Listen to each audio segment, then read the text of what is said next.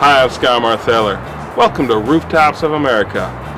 I like to say that highpointing is a sport for everyone, but this episode's actually inspired by a friend of mine who asked, what about people who don't like high places? That's a good question. Not all U.S. state high points are Purple Mountain majesties. In fact, quite a few are low elevation wonders. And with that in mind, we're counting down the top 10 U.S. state high points for people who just don't have a head for heights. But first, an honorable mention. Tomsock Mountain, Missouri. While the walk to the high point from the parking lot is almost as flat as a pancake, there are a few spots on the drive up that could give pause for those who don't care for elevation. And for that reason, it didn't quite make the list. Starting off our list at number 10, Campbell Hill, Ohio. It may well be the most manicured high point in the country. It is also the most prominent high point on this list. But never fear, the climb into thick air on the front side is across a well-cared-for lawn. And if that's too much, then just drive up to the back and walk down a short sidewalk to the benchmark. At number 9, Driscoll Mountain, Louisiana. It's the lowest state high point in the country that calls itself a mountain, and that stretches the definition of the word mountain. You know you're going up something on the hike to the top, but don't expect any scenic views at the summit other than Louisiana forest. At number 8, Charles Mound, Illinois. Pastoral is the word that comes to mind here, and this high point delights in its relaxed atmosphere. Check before you go, though. Access is exclusive, with the high point open only the first full weekends from June to September, and one weekend in the middle of February. Coming in at number 7, Jerimoth Hill, Rhode Island. You won't notice the elevation gain because almost all of it is done in a vehicle on the highway.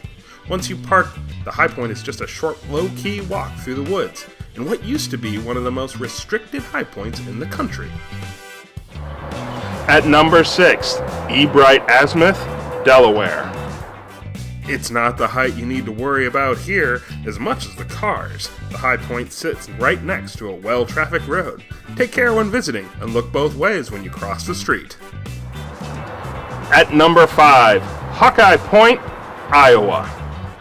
Surrounded by corn and soybeans, this place is a slight rise on the northwest Iowa plains. In fact, if you visit in the late summer and the corn is standing tall, you may not get much of a view at all. Though, for the height challenged, you may wish to avoid the observation deck by the silo. Running in at number 4, Hoosier Hill, Indiana. Follow in the footsteps of a high-pointing legend, Arthur Harmon Marshall, the first person to ever complete all the state high points, 48 at the time, finished here, but just to make sure, he visited a couple other places in the immediate area as well. Number 3, Mount Sunflower, Kansas. The name is actually in jest, as this is the least prominent high point on our list. If you start your drive from the west, you will be going down in elevation. The high point sits very near the border of Colorado. In fact, not too far away from the Kansas high point is the lowest point in Colorado.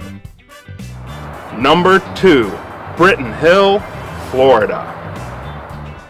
It's the lowest state high point in the U.S. In fact, the Panorama Tower in Miami, the tallest building in the state, is over 2.5 times higher. Most of the vertical you'll gain here is when you pull into the parking lot. Now for a bonus. It's not a state high point, but a lot of high pointers like to visit it. Point Reno, Washington, D.C.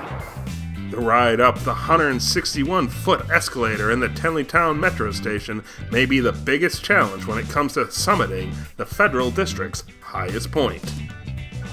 And now the moment you've all been waiting for, coming in at number 1 for the top 10 high points for people who are scared of heights. Panorama Point, Nebraska.